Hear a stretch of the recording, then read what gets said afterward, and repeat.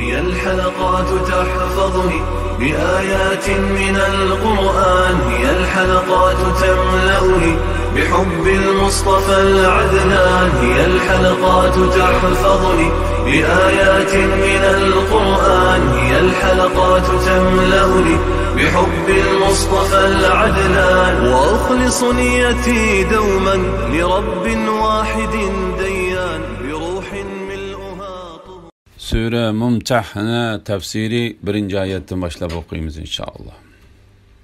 Bismillah, elhamdülillah, ve salatu ve selamu ala Resulillah. Esselamu aleyküm ve rahmetullahi ve berekatuhu.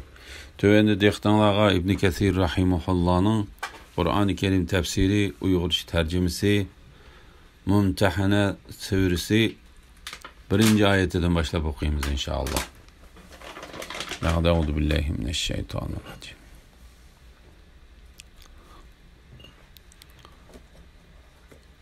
Sure Mumtahana Medine'de nazil bolgan 13 ayet.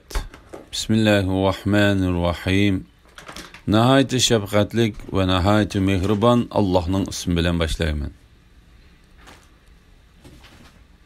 Ey müminler, mening düşmanimni ve sizlarning düşmaninglarni do'st tutmanglar. Ular sizlarga kelgan haqiqatni, ya'ni islomni, Qur'onni inkor qilgan bo'lsa, ularga do'stlik yetkazisizlar.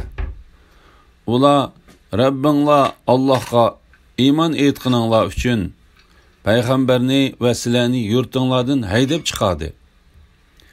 Agar sizlar mening yo'limda jihad qilib va roziligimni tilab chiqqan bo'lsanglar, bu chaqda mening dushmanimni va sizlarning dushmaninglarni do'st tutmanglar. Sizlar ularga yo'shirin do'stlik yetkazisizlar. Men sizlar yo'shirgan va oshkorlagan narsalarni bilib turman. Kimiki shunday qiladigan, ya'ni ularni do'st tutib, ularga payg'ambarning xabarlarini yetkazadigan, u haqiqatan to'g'ri yo'ldan ozgan bo'ladi. Agar ular sizlarni yengsa, sizlarga dushman bo'ladi. Sizlarga ziyonkashlik qiladi. Sizlarni tillaydi.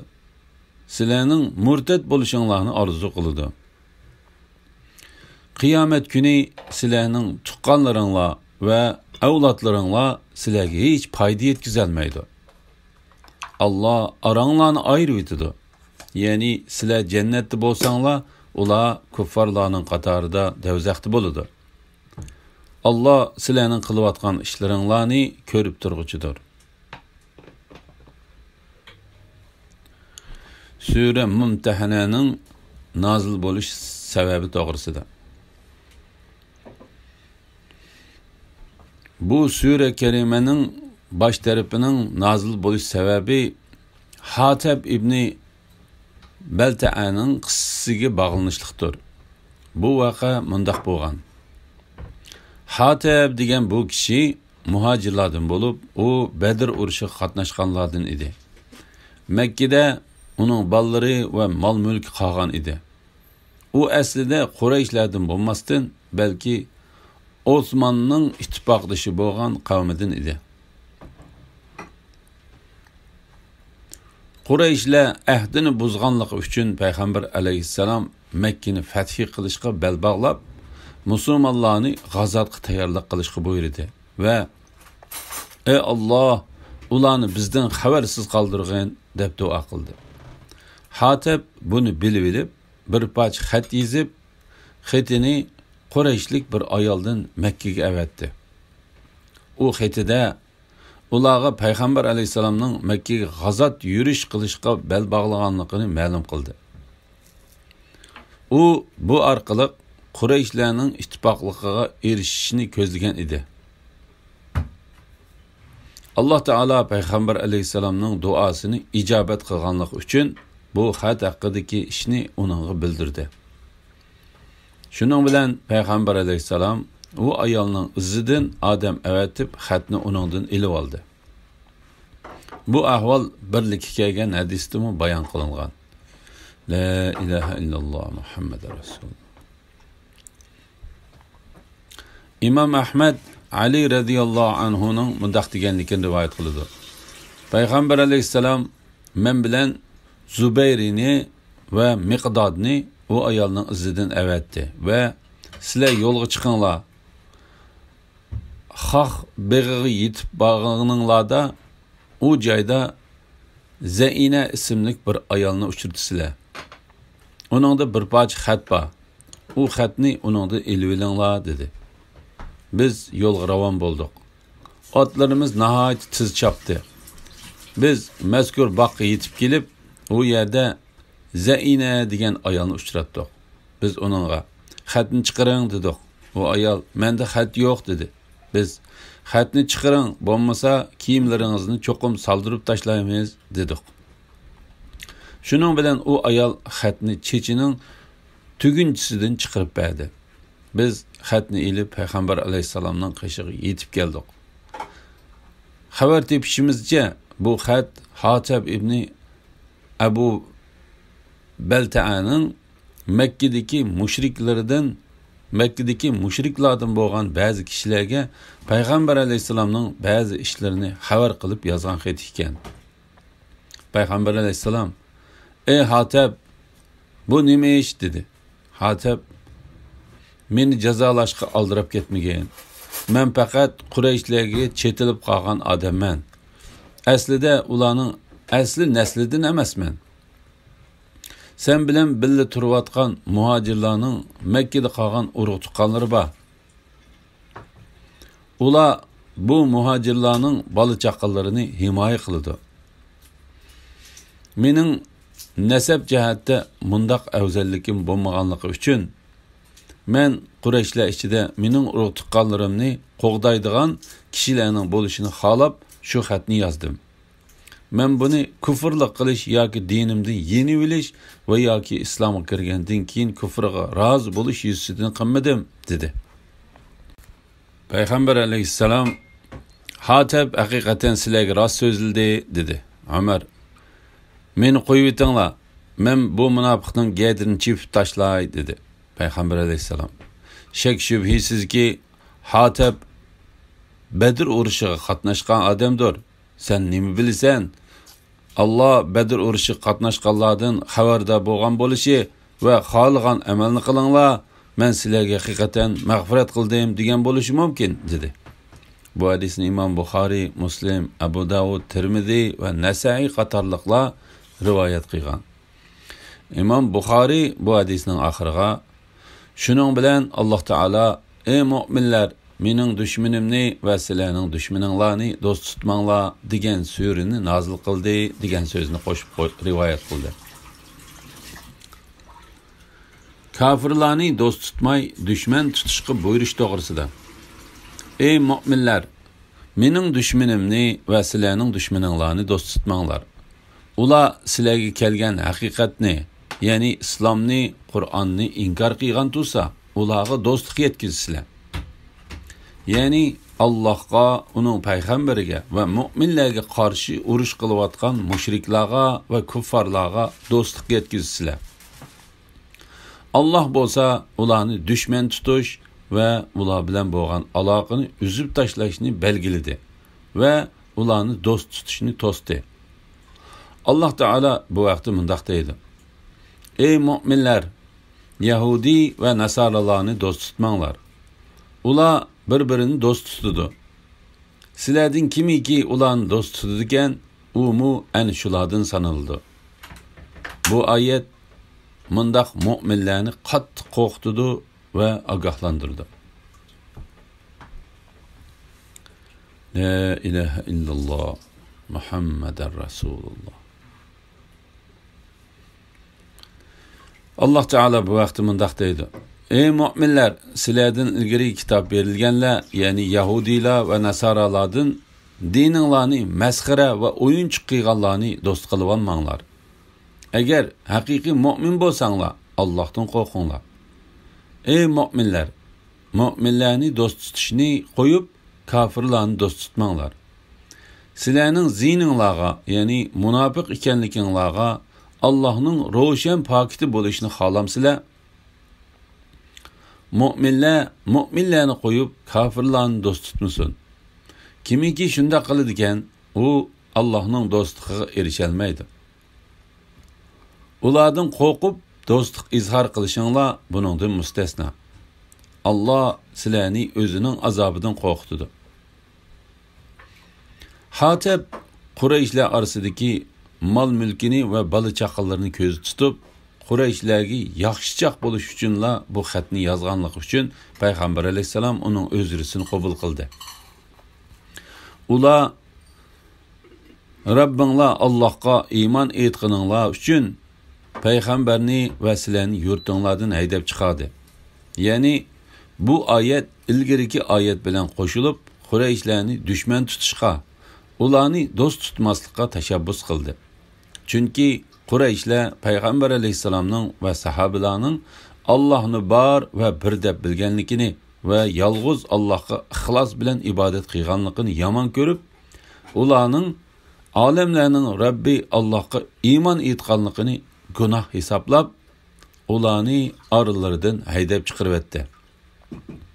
Alloh taolo bu vaqtda mundaq deydi: ular mu'minlarni faqat g'olib, madhiyaga loyiq Allohga iymon etganliklari uchunla yomon ko'rdi. Osmonlarning va zaminning podshohligi Allohga xosdir. Allah hamma narsani ko'rib turg'uchidir.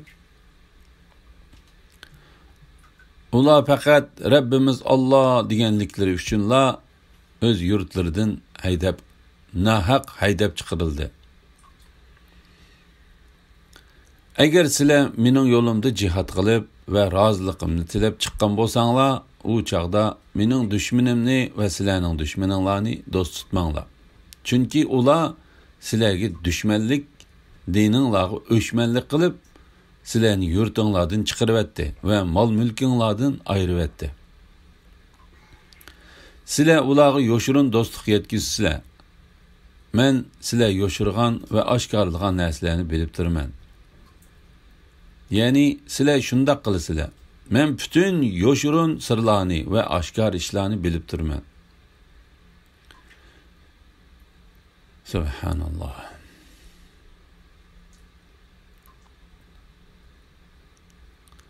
Kimiki shundoq qiladi ekan, ya'ni ularni do'st tutib, ularga payg'ambarlarning xabarlarini yetkazadi ekan, u haqiqatan to'g'ri yo'ldan ozgan bo'ladi. Agar ular sizlarni yengsa, sizlarga dushman bo'ladi. Sizlarga ziyonkashlik qiladi, sizlarni tillaydi. Ya'ni agar ular sizlarni yengishga qodir bo'la olsa, sizlarga ziyonkashlik qilishdan va tillash orqali arziyat yetkazishdan qo'rqib qolmaydi. Sizlarning murtad bo'lishinglarni orzu qiladi. Ya'ni ular sizlarning biror yaxshilikka erisholmasliginglarni nihoyat xohlaydi. Ular sizlarga yo'shirin va oshkor dushmanlik qiladi. Mushundaq odamlarni sizlar qandoqmi do'st tutsizlar? Bu oyatmi ham Qurayshlarni dushman tutishga tashabbus qiladi. Qiyomat kuni sizlarning tuqqanlaringlar va avlodlaringlar sizlarga hech foyda yetkazolmaydi. Allah aranglarni ayirib etadi. Ya'ni sizlar jannatda bo'lsanglar, ular kuffarlarning qatorida devzaqda bo'ladi. Allah sizlarning qilayotgan ishlaringlarni ko'rib turg'uchidir. Ya'ni Allohning dargohida Allah sizlarga biror yomonlikni iroda qilsa, sizlarning tuqqanlaringlar sizlarga asqatmaydi. Agar sizlar ularni Allah g'azablanadigan biror ish yoki amal bilan rozi qilsanglar, ularning sizlarga foydasi yetmaydi. Kimiki bola chaqalarini rozi qilish uchun ularning kufrlik qilishiga yo'l qo'ysa, u haqiqatan ziyon tortadi va amalni yo'qotib qo'ydi. Urug' tuqqanlardan birimi Allohning dargohida uni asqatmaydi.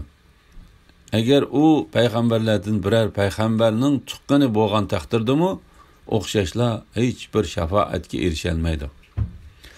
Imom Ahmad Anasning undaq deganligini rivoyat qiladi. Bir odam: "Ey Allohning payg'ambari, mening otam nerede bo'ladi?" dedi. Payg'ambar alayhisalom: "Davzaqda bo'ladi" dedi. O odam qaytib ketayotganda payg'ambar alayhisalom uni chaqirib: "Shak shubhisizki, mening otam va sening otang davzaqda bo'ladi" dedi. Bu hadisni İmam Muslim ve Abu Davud rivayet qilgan. La ilahe illalloh Muhammed Rasulullah.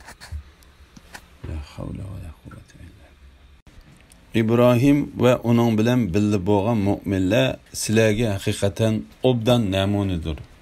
Öz vaqtida ular qavmiga haqiqatan biz sizlardan va sizlar Allohni qo'yib ibodat qilayotgan butlaringlardan ada judamiz. Bizning oramizdagi adovat va o'chmanlik toki sizlar yolg'iz bir Allohga iymon aytganinglarga qadar abadiy saqlanib qoladi dedi. Faqat İbrahimning otasiga aytgan, albatta sana mag'firat tilayman. Allohning azobidan hech narsani sendan dab'i qila olmayman degan so'zini sizlarning namuna qilishinglarga bo'lmaydi. İbrahim ve onun bilen birga bo'lgan mu'minlar aytdi. Rabbimiz sana tevekkül qildik, sana qaytdik. Ahir qaytadigan joy sening dargohingdir. Rabbimiz kafirlarni bizga ziyonkashlik qilish imkoniyatiga ega qilmagan. Ular bizga musallat bo'lib, bizni ko'targili bo'lmaydigan azob bilan dinimizdan chiqarmasin. Rabbimiz bizga mag'firat qilgin. Sen haqiqatan g'olibsan, hikmat bilan ish qilg'uvchisan. Ey Muhammadning ummati, İbrahim ve onunla ergeşken mu'minlar sizlarga Allah'ni ve ahiret gününü ümit qiladiganlarga yaxshi namunadir. Kimiki imanidin yüz öğreydiken bilsin ki Allah onundan ve ondaqlardan bihacettir. Allah medhiyege layıqdır. İbrahim ve onun hemrahlarının kafir kavmidin ada juda bo'lishida musulmonlar uchun yaxshi ulgining borligi to'g'risida. Alloh taolo kafirlardan aloqasini uzib tashlashga, ularni dushman tutishga, ulardan yiroq turishga va ada juda bo'lishga buyurgan mu'min bandalarga mundoq deydi. İbrahim ve onun bilen birga bo'lgan mu'minlar sizlarga haqiqatan obdan namunadir. Öz vaqtida ular qavmiga haqiqatan biz sizlardan va sizlar Allohni qo'yib ibodat qilayotgan butlaringlardan ada judamiz. Bizning oramizdagi adovat va o'chmanlik toki sizlar yolg'iz bir Allohga iymon etganinglarga qadar abadiy saqlanib qoladi dedi. Ya'ni İbrahim alayhissalomga iymon keltirganlar qavmiga agar sizlar kufringlarda davomliq ching tursanglar, hozirdan boshlab sizlar bilan bizning oramizda dushmanlik va o'chmanlik paydo bo'ladi. Biz sizlardan dininglardan va tutgan yo'linglardan ada judamiz. Sizlar Allohni qo'yib cho'qinayotgan butlaringlardan talto'kis ayrilgan, Allohni bor va bir deb bilmaslikdan qo'l uzib, hech shirk yo'q, yolg'iz Allohga ibodat qilishga yüzlengeninglarga qadar sizlarni dushman tutamiz dedi. Faqat İbrahimning otasiga aytgan, albatta sana mag'firat tilayman, Allohning azobidan hech narsani sendan dab'i qila olmayman degan so'zini sizlarning namuna qilishinglarga bo'lmaydi. Ya'ni İbrahim va uningga ergashgan mu'minlarda sizlar ulgi qilishga tegishlik yaxshi namuna bor. Lekin İbrahimning otasiga mag'firat talab qilganligini ulgi qilishga bo'lmaydi. İbrahimning otasiga mag'firat talab qilishi uning shunday qilishga va'da berganligi uchun bo'lgandir. Otasining haqiqatan Allohning dushmani ekanligi uningga aniq ma'lum bo'lgandan keyin u otasidan ada juda bo'ldi. Buni bayon qilishdagi maqsad ba'zi mu'minlar mushriklik holatida o'lgan otalarga duo qiladi.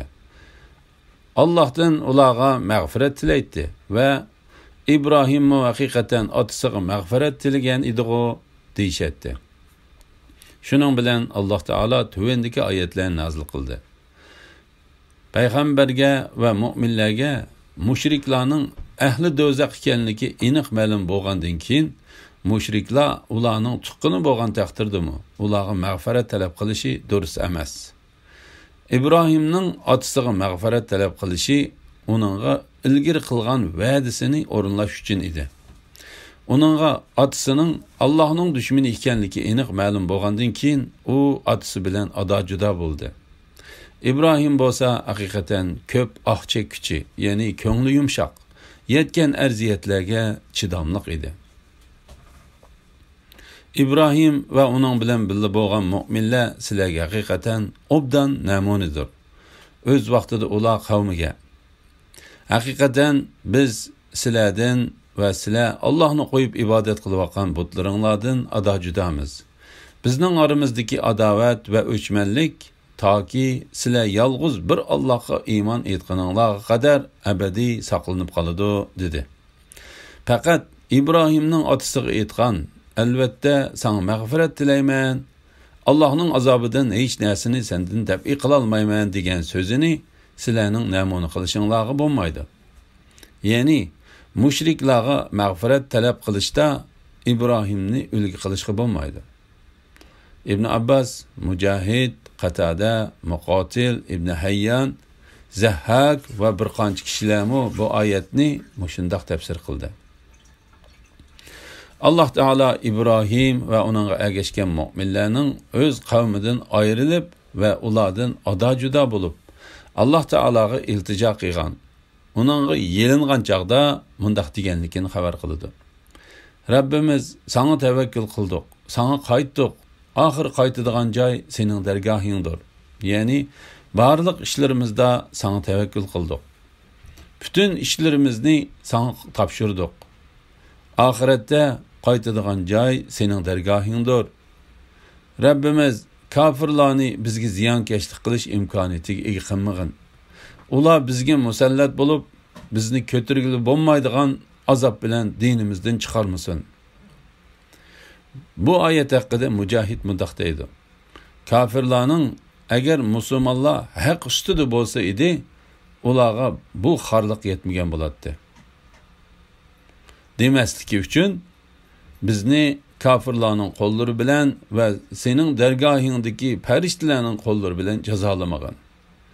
Zahhakmu bu oyatni mushundaq tafsir qildi. La ilaha illalloh Muhammadur Rasululloh. Qatada mundaq deydi. Kafirlarning biz haq ustida bo'lganligimiz uchun musulmonlarning ustidan g'alaba qildik deb qolmaslik uchun shu orqali bizga ziyonkashlik qilish imkoniyatiga ega bo'lib qolmaslik uchun ularni bizning ustimizdan g'alaba qildirmag'in. İbn Jarir Qatadaning mundaq tafsir qilganligini qo'lladi. Ali ibn Abu Talha ibn Abbasning mundaq deganligini rivoyat qildi. Kafirlarni bizga hukmron qilmag'in. Undaq qilsang, ular bizga ziyonkashlik qiladi. Rabbimiz bizga mag'firat qilgin. Sen haqiqatan g'olibsan, hikmat bilan ish qiluvchisan. Ya'ni bizning gunohlarimizni sendan boshqalarning bilib olishidan maxfiy qilgin. Shu gunohlarimizni bizning oramiz bilan sening orangda kechirib tugatgin. Sen haqiqatan g'olibsan, ya'ni sana yelingan kishi ziyon tortmaydi. Sen so'zlaringda, ishlaringda, shariatingda va oldin ola o'rinlashtirishingda hikmat bilan ish qilg'uchisan. Ey Muhammadning ummati, İbrahim va uning ergashgan mu'minlar sizlarga Allohni va oxirat kunini umid qiladiganlarga yaxshi namunadir. Bu ayet mush mazmundagi ilgari o'tgan oyatning mazmunini ta'kidlaydi va Allohga qiyomat kuniga ishonadigan har qanday mu'minni u namunini o'zlashtirishga qiziqtirdi. La ilaha illalloh. Kimiki iymonidan yuz o'riydigan, ya'ni Alloh taolo buyurgan ishdan yuz o'riydigan, bilsinki Alloh uningdan ve undaqlardan behacettir. Allah medhiyege layıqdır. Allah Teala bu vaqti mundaq deydi. Eğer sizlar ve bütün yeryüzüdeki kişiler kafir bulup ketsanglarmı, Allah'a qilchi ziyon yetkazolmaysizlar. Çünkü Allah elbette hemmedan behacettir, medhiyleşke layıqdır. Ali ibn Abu Talha, İbn Abbas radıyallahu anhumanın mundaq deganligini rivoyat qildi. Elbette hammadan bir hacettir. Yani boyliqi kamolatga yetgan birdan bir zot Alloh taoladir. Bu sifat faqat Allohga loyiqdir. Allohning tengdishi yo'qdir. Hech şeyi Allohga o'xshash emasdir. Yegane qudratlik Alloh pakdir.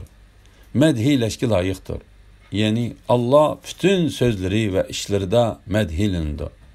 Allah'tan başka hiç ilah yoktur. Onundan başka hiç pervişçi yoktur. Elhamdülillah. Yukarıda Sure Mumtahana tefsirinden 6. ayetkiçi anladınlar. Ahirini keyin qitimliq o'qishimiz davomlashtiramiz inşallah. Ve sallallahu ala Muhammed ve ala alihi ve sahbihi ve sellem. Esselamu aleyküm ve rahmetullahi ve berekatuhu.